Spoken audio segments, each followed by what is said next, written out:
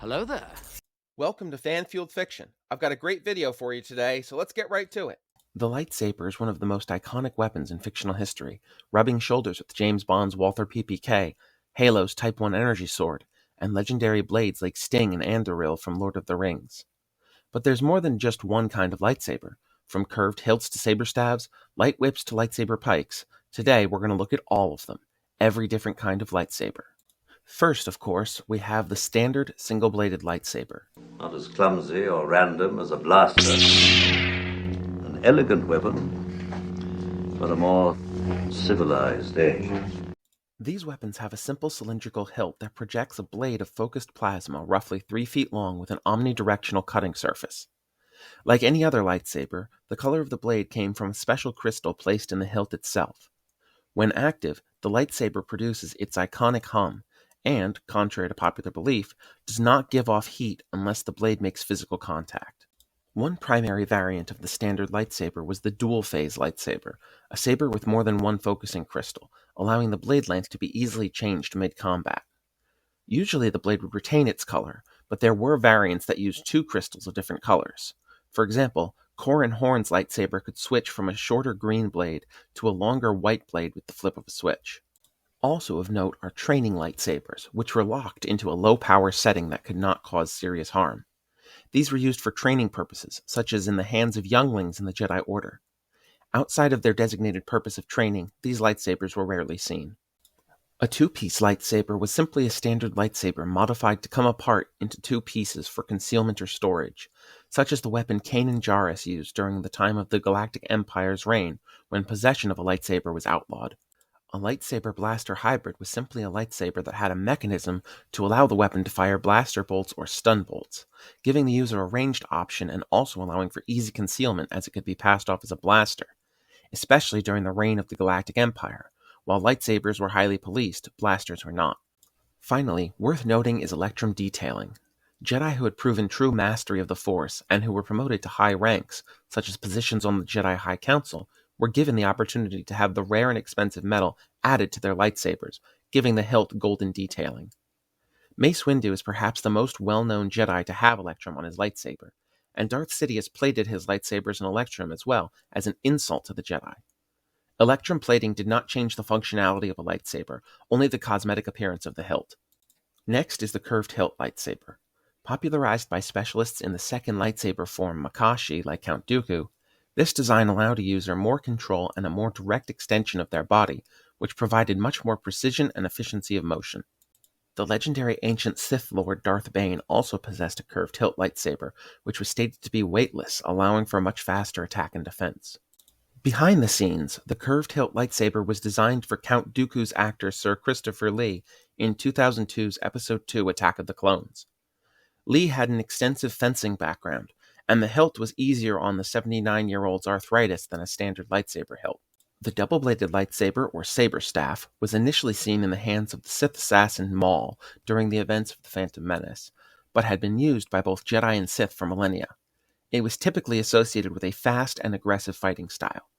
There were several sub-variants of the double-bladed lightsaber. First, the hinged double-bladed lightsaber, which had a hinge built into the middle, allowing the saber to fold for easy storage when not in use, such as used by Pong Krell during the Clone Wars, as well as in Rey's vision of a dark side version of herself in Rise of Skywalker. The second subvariant of the saber staff was the spinning lightsaber.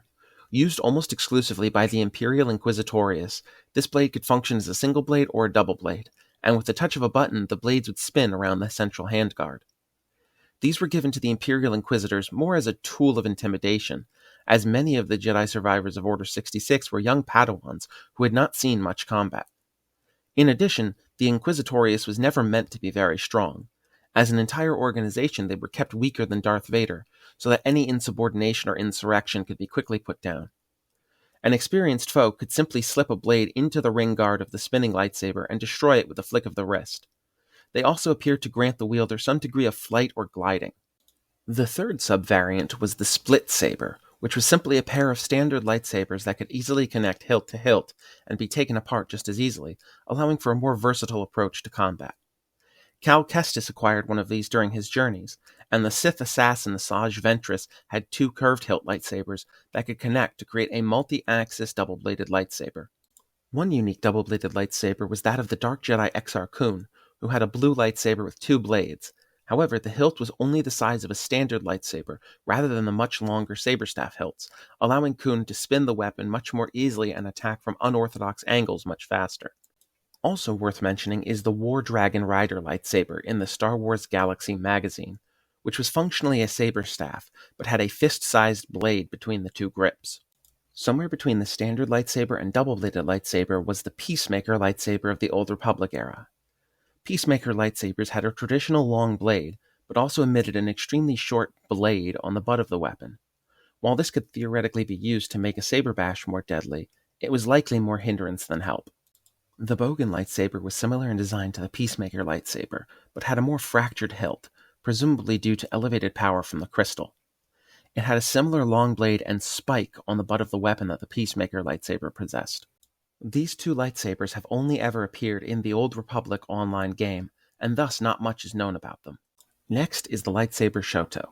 Lightsaber Shoto were short blades, usually designed with the intention of being used in the wielder's non-dominant hand for Jar-Kai lightsaber fighting styles. Species of small stature would often use them as a primary weapon, as seen with Jedi Grandmaster Yoda, who used a single green Shoto. A variant of the standard lightsaber Shoto was the Guard Shoto, also known as a lightsaber tonfa. They were designed like the real-world weapon, with a grip perpendicular to the body and an emitter on one end to project a short blade, usually no more than 12 to 18 inches. The body of these weapons was often made of lightsaber-resistant material like frick to endure hits from an opponent's blade. Guard Shoto were almost exclusively used in very defensive fighting styles, like Form 3 Surisu. To date, the only use we've seen of the Guard Shoto is in the hands of Jedi Master Shaak Ti's apprentice Maris Brood in the game The Force Unleashed. The lightsaber pike was a larger weapon with a long body usually made of a lightsaber-resistant material. It had an emitter on one end to project a short blade, usually not exceeding 12 inches. These resembled real-world polearms such as spears and pikes and were fairly rare. Darth Bane had a rather unique lightsaber pike. Fitting his station as one of the most powerful and influential Sith Lords in history, the hilt is elegant and ornate, and the blade is much more angular than that of a traditional lightsaber pike, which typically just resembled short lightsabers. Bane's pike had a long, slender, yellow-orange blade.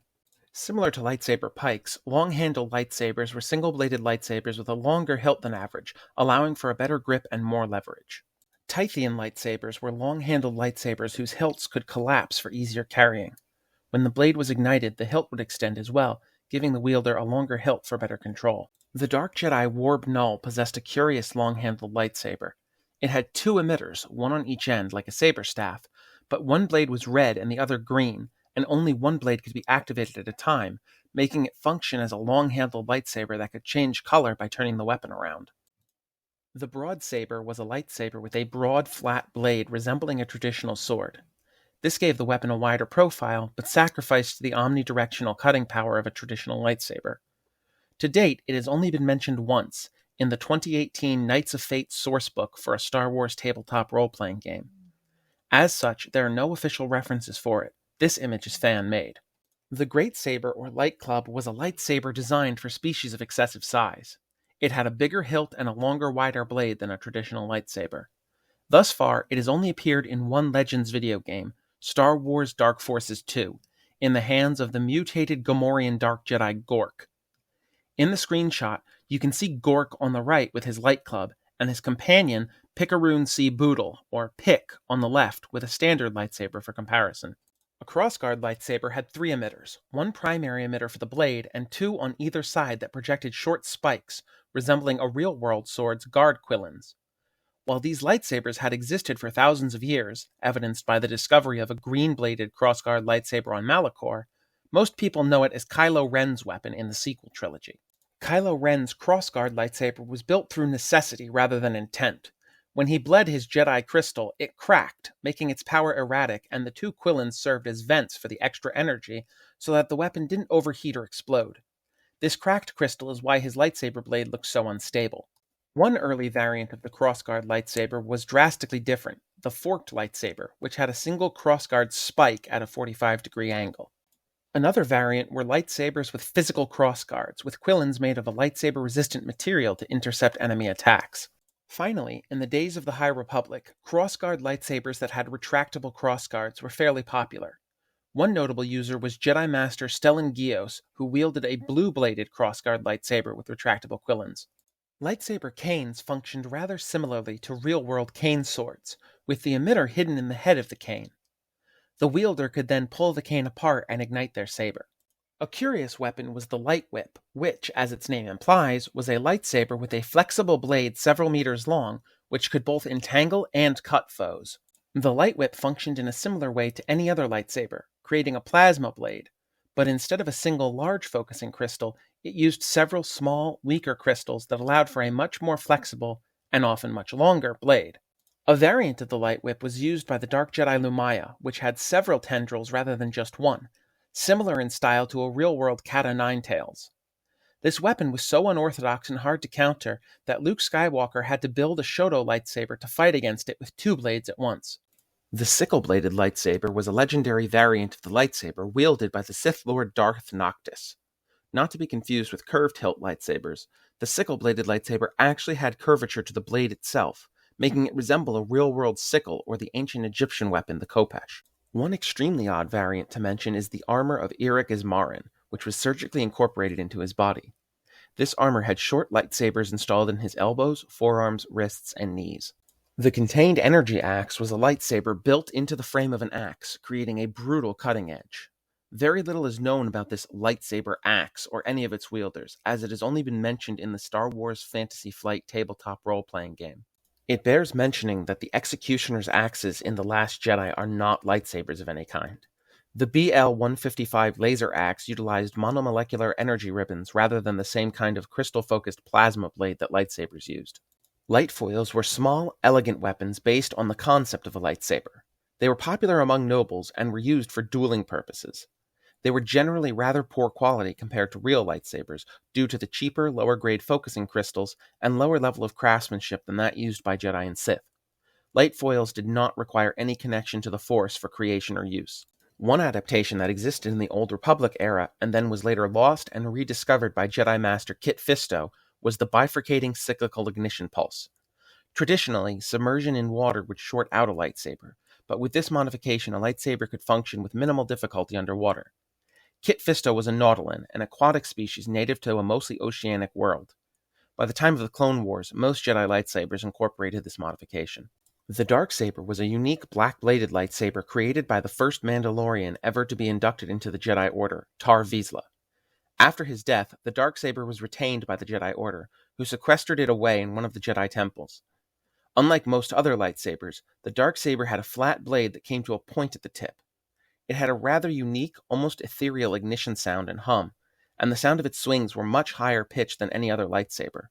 You can hear it in contrast to Obi-Wan Kenobi's lightsaber here. This lightsaber was stolen from your Jedi temple by my ancestors during the fall of the Old Republic. Since then, many Jedi have died upon its blade. Prepare yourself to join them.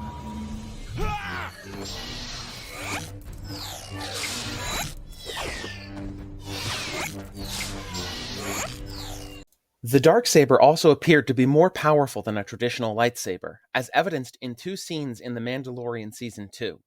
Ahsoka uses her lightsabers to fight Morgan Elsbeth, and Elsbeth's Beskar pike shows no hint of damage, even after prolonged contact with Ahsoka's lightsabers.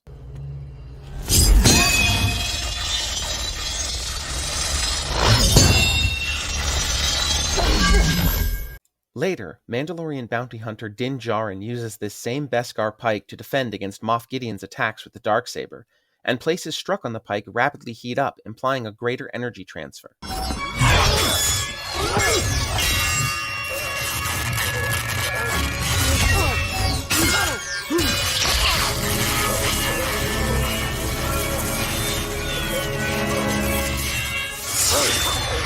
Simple possession of the darksaber was enough to stake a claim to the throne of Mandalore. The idea for the darksaber was conceived when Dave Filoni, the director of the Star Wars The Clone Wars animated series, pitched an idea of a Mandalorian using a vibrasword to fight Obi-Wan Kenobi to George Lucas. Lucas rejected the idea of a vibrasword, and instead came up with the idea of a unique black-bladed lightsaber. The Blackwing virus was a Sith bioweapon that turned subjects into zombie-like cannibalistic monsters. The virus could corrupt lightsaber crystals, turning them black, and when placed in the lightsaber, these crystals created a black blade often described as solid smoke. These have only ever been mentioned in the 2003 game Star Wars Galaxies. The lightsaber rifle was an ancient weapon that used a lightsaber as ammunition.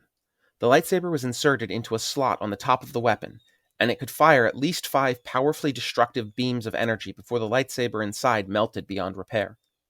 Jocasta Nu attempted to use this to defend a holocron containing the locations of countless Force-sensitive children from Darth Vader. The Far Killer was similar in concept to the lightsaber rifle, but rather than using lightsabers as ammunition, it had lightsaber technology worked directly into its design. It was far more powerful than the lightsaber rifle that Jocasta Nu used during the Galactic Empire era, possessing a powerful magnification attenuator to fire incredibly powerful blasts of pure energy over extreme distances. Its upper distance was 100 kilometers, or just over 62 miles, and it could hit enemies at that distance with reliable accuracy. Its very existence was so counter to the Jedi's philosophy of peace and defense that its creation earned its creator and user, Jedi Masters Var Will and Uob respectively, excommunication from the Jedi Order. The primary difference between the lightsaber rifle and the Far Killer were severalfold. The Far Killer had much more power than the lightsaber rifle. The lightsaber rifle was designed for mid to long range combat, while the Far Killer was specifically designed as a sniper rifle for use at extreme range. And the lightsaber rifle used actual lightsabers as ammunition, while the Far Killer had the technology built directly into it. Before lightsabers, Force-sensitive warriors used special swords imbued with the Force, giving them additional cutting power. The first real advancement that could be considered part of the lightsaber family were Proto-sabers. Proto-sabers, like modern lightsabers, contained a focusing crystal inside the hilt.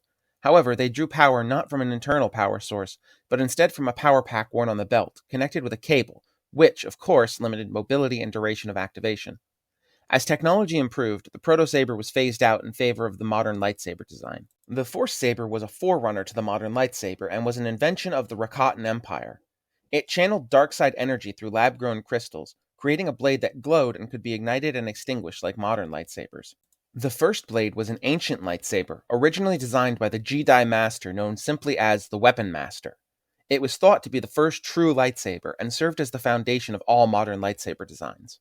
The Retro Saber was a modern take on the ancient Proto-sabers, using the belt-mounted power pack and cable, but with the advancements of modern lightsaber technology, it was able to use much more power than Proto-sabers, including a brief surge of power that could generate a more powerful blade for a short time, granting an advantage in battle.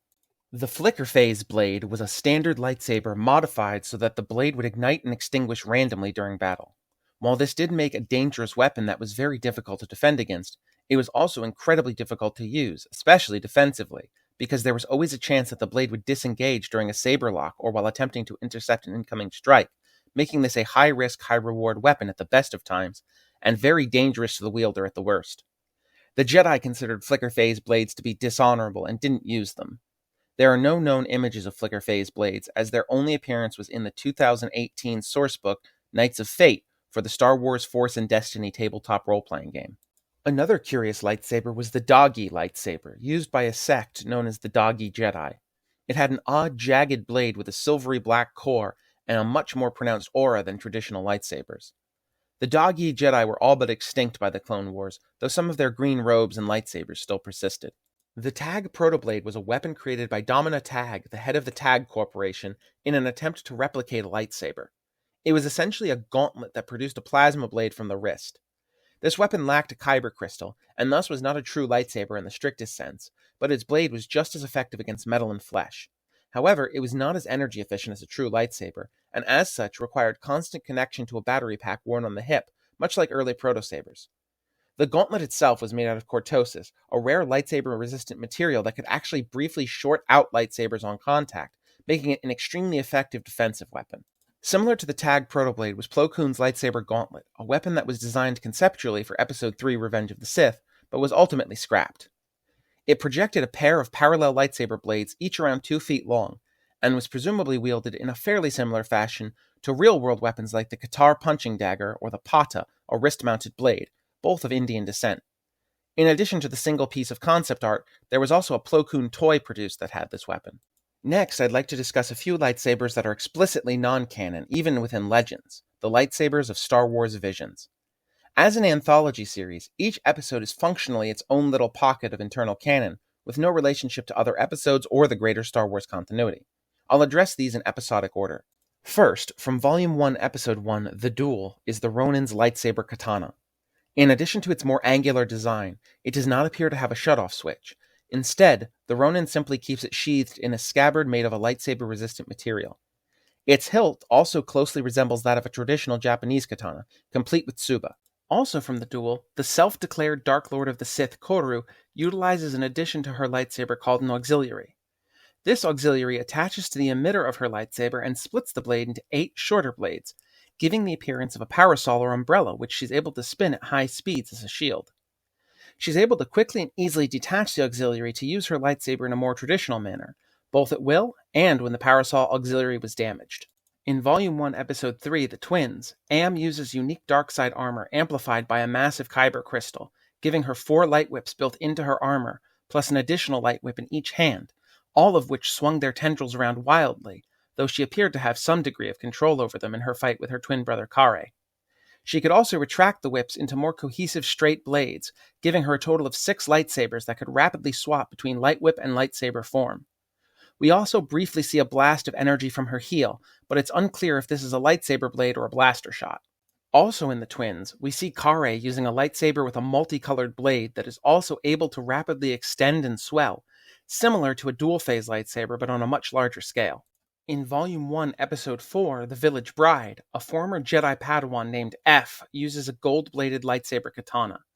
Aside from its angular shape and unique color, very little is known about it.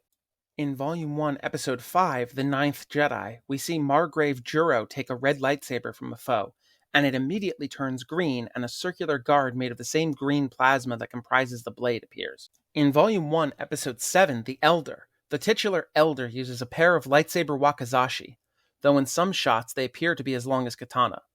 Beyond their color and short length, little is known about them. In Volume 1, Episode 8, Lop and Ocho, Lop uses a lightsaber with a katana-style hilt, designed more as a mark of status than for actual combat. In addition to its ornate hilt, it seems to have a flat, katana-like blade with symbols resembling Japanese kanji along the core. In Volume 1, Episode 9, Akakiri, Tsubaki uses a lightsaber that is very reminiscent of a Japanese nakago, a sword with no guard. Also in Volume 1, Episode 9, Masago's lightsaber appears shorter and wider than a traditional lightsaber, almost like a machete or dao, but in most other scenes it appears to be a standard lightsaber. In Volume 2, Episode 1, Lola has a unique double-bladed lightsaber. One blade is red, the other yellow. Both blades have a slight curvature to them. Finally, I'd like to address a picture that I see in a lot of video thumbnails that discuss lightsabers. While cool, this is entirely fan-created and has no ties to Star Wars canon, Legends, or any other official Star Wars media. It's simply something that someone made that just looks cool. Though given the shape and size, I'd imagine it wouldn't perform as well as a double-bladed lightsaber, a saber pike, or even a standard lightsaber. Thanks for watching. If you liked what you saw, don't worry, there's more on the way.